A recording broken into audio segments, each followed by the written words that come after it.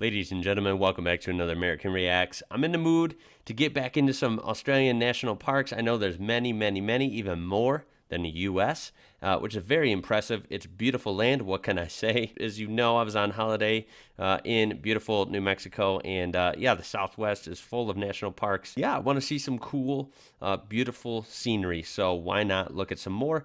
This one, I feel like is a little under the radar. I've not heard a lot of people talk about this, so yeah, let's get right into it. We're looking at Wilson's Promontory National Park. This is in Victoria, Australia, I believe. This comes from the channel World Nomax, so make sure to check him out. This will be in the description down below. As always, you can check it out uninterrupted down there.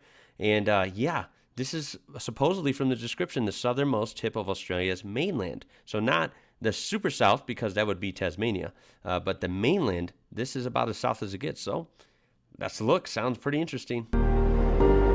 Here we go. Oh, great opening shot. There's those awesome like gray and orange rocks that you see in Tasmania. Really cool. Oh my God, that is wild. Who knew this is Australia right here? Look at the green, very lush. Crazy, crazy, just not even a flat part, just straight mountains coming out of the water. You see the awesome exposed rocks and the beautiful water coming in. Oh, that is epic. Look at that. It's almost like a kind of a scaled down Hawaii kind of look, right? Wow, that is gorgeous. Oh, look at it. Ooh. Okay, okay. That was pretty big. Those are big rocks. Hey, what's going on, guys? Great intro here in Australia. Shout out to this guy. Today's Great video, intro. We're taking a 3-hour road trip down to Wilson's Promontory 3 hours from Melbourne National Park. So we're super excited to hike this place. We're here with some mates who are international turned locals here. So we have George up front, passenger co-pilot here, and then we have Kevin, who I know from work back in Washington, D.C. So we'll see you guys once we get down there. Washington, we have just arrived, and it is pretty cold for being in the middle of the summer, and we're This guy sounds like he has an American accent. Pretty interesting, right? actually in the closest point you can get to Antarctica, which is the furthest southernmost tip of. Well, that would be Tasmania, I think. Maybe he misspoke, but here, let's look again. It is crazy that Antarctica's there, not too far away, right? It's crazy. You can get to Antarctica, which is the furthest southernmost tip of Australia. So bring a nice sweater, and Kevin thought ahead because he got us packed up with a nice, what is it, cooler?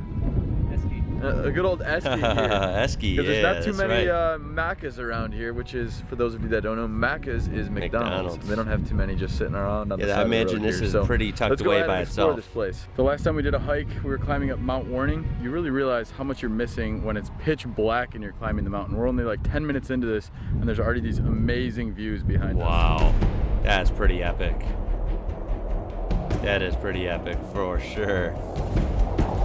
Something so fulfilling and adventurous about a simple hike through the mountains. It's glorious. What a shot. Wow. Look how blue that water is. So we just got to Ferry Cove here. As you can tell, it's a little bit windy. Yeah, Down there very windy up there. Is a beach, or a couple beaches, and you can swim if you want. It's a nice, breezy, balmy 58 degrees Fahrenheit today, so I don't think we'll be getting in the water, but you can if you want to. A little chilly, not bad by any means, but a little chilly. 58 degrees Fahrenheit.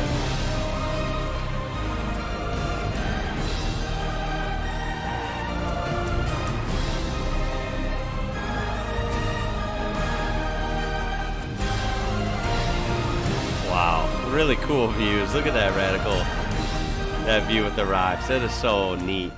And we made it down to Ferry Cove. This place is so cool looking. Look at it. Covered in these massive boulders. Massive. And I'm wishing, even though it was 60 degrees, bug just got me. Even though it was 60 degrees before, after that hike, I'm wishing I would have brought my swimsuit because it looks very refreshing. Now, you saw the bug around him. I'm sure there's bugs everywhere. I mean, there literally is bugs everywhere on Earth. Like, I don't mean that. I mean, where do you think bugs, like, you know, something like flies and gnats and mosquitoes, things like that, just pests that are annoying that fly around your face and stuff, where do you think they're worst? Tell me that down below. Are they worst in, you know, like where this is? Are they worst way up north in Central Australia, East, West? Like, tell me what kind of spots are really bad for bugs that you just got to watch out for. Make sure you don't make the mistake I did and not forget your swimsuit. And yeah, you can easily spend an afternoon here. It seems like we're not the only ones. People like right up there are sunbathing, so it's a good spot to spend the day. That'd be a nice relaxing spot, you know? Picnic, sunbathe, whatever you want. Great views, great shots. Obviously, I think these are drone shots. Just looks great. So guys, we're en route to the place. next spot on this hike, and Chelsea and I must attract venomous snakes. Oh, because geez. the people that just walked right past us said there was a big black snake just ahead.